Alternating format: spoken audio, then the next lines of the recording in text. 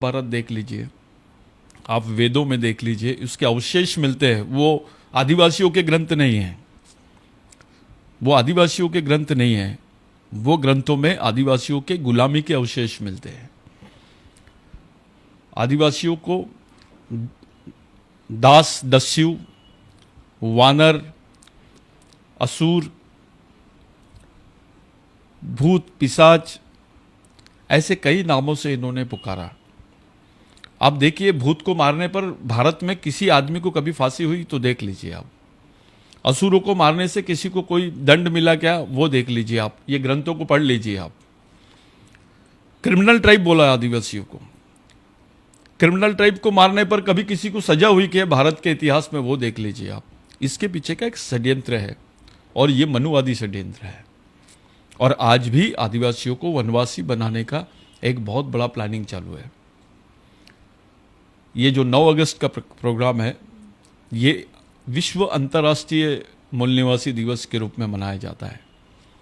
हम मना तो रहे हैं, पिछले 20 साल से भारत में हम लोगों ने हमारे मूवमेंट के माध्यम से इसको चालू किया, लेकिन अफसोस इस बात का है कि भारत सरकार परमिशन देती है 9 अगस्त विश्व आदिवासी दिवस मनाने का, लेकिन भारत सरकार ने अभी तक के यूनाइटेड नेशंस में आदिवासियों को रिकॉग्नाइज नहीं किया। भारत के आदिवासियों को उनको संबोधित नहीं है कि यस, ये आदिवासी है। भारत का सुप्रीम कोर्ट बोलता है कि आदिवासी मूल निवासी है।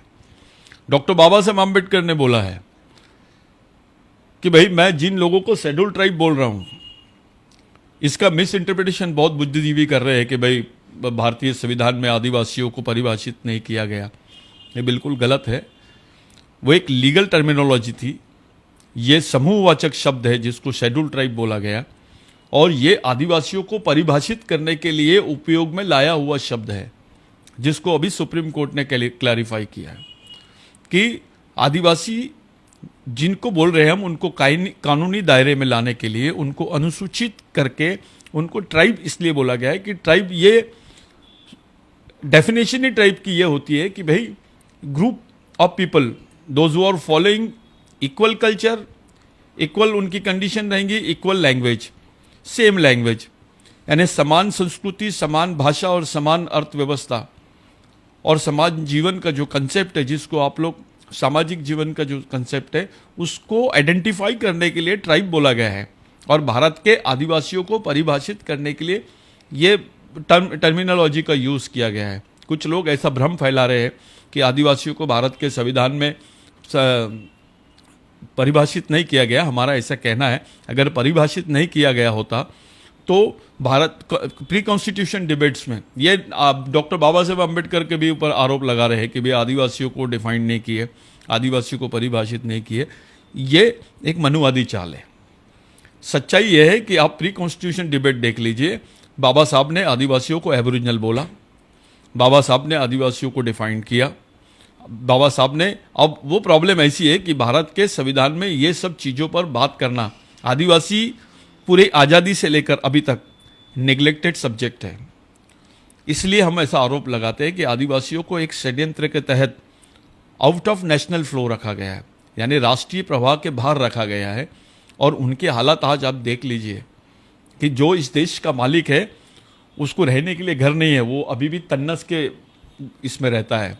उसके बदन पे कपड़े नहीं है, पेट में रोटी नहीं है, लेकिन बाजू में मशीन गन लेकर वो उस एरिया में आदमी, मिलिट्री दिखती है आपको। कारण क्या है?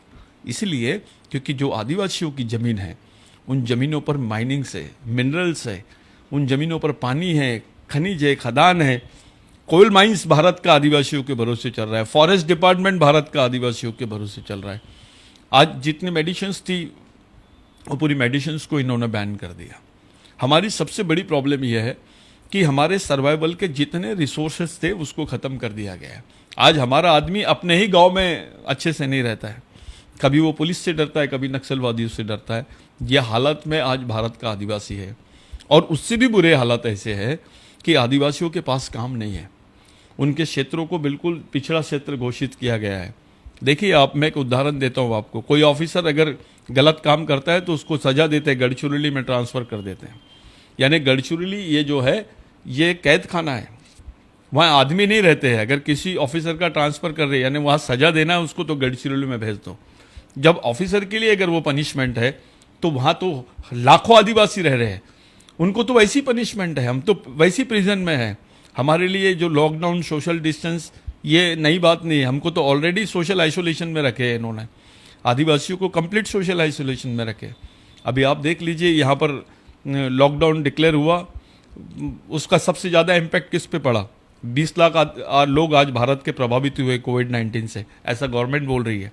हम बता रहे हैं कम से कम 70 लाख आदिवासी आज इनके सोशल डिस्टेंसिंग या लॉकडाउन से प्रभावित हुए। खाने को मोहताज है वो लोग, उनके पास काम नहीं है। वो कई लोगों ने तो आत्महत्या कर ली है। और आदिवासी क्या, दलित है, ओबीसी है, बाकी और भी समुदाय के लोग हैं, ब्राह्मण भी हो सकता है मजदूर, तो उनके भी हाल आप देख लीजिए क्या हाल हुए। तो ये आज का जो, कल जो हम लोग 9 अगस्त का जो दिन मना रहे हैं, हम ये कोशिश कर रहे हैं कहीं ना कहीं भारत के आदिवासियों के बारे में एक बार ये सरकार जागे और भारत के आदिवासियों को मूल निवासी मान्यता दे, यूनाइटेड नेशंस में इसका डिक्लेरेशन करे। आदिवासी मूल निवासी होने से बाकी लोगों को क्या क्या तकलीफ है इसमें? आप आरएसएस का मूवमेंट देख लीजिए, आदिवासियों को आदिवासी बोल के नहीं चला रहे, वो वनवासी बोल के चला रहे। क्यों डर रहे हैं? क्या बात है? आपको किस बात का डर है? आपको ऐसा लगता है कि आदिवासी मूल निवासी घोषित हो गया, आदिवासी को आदिवासी